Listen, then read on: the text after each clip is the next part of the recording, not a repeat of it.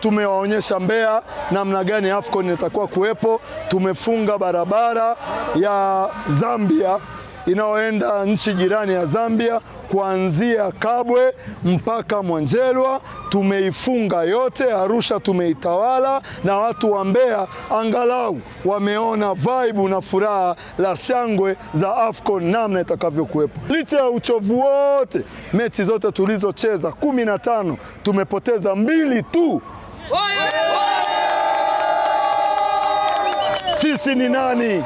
Tusiwe na shukrani kwa mbunge, tusiwe na shukrani kwa meya wetu, tusiwe na shukrani kwa dasi wetu, wala tusiwe na shukrani kwa mkurugenzi wetu Bwana John Lupesi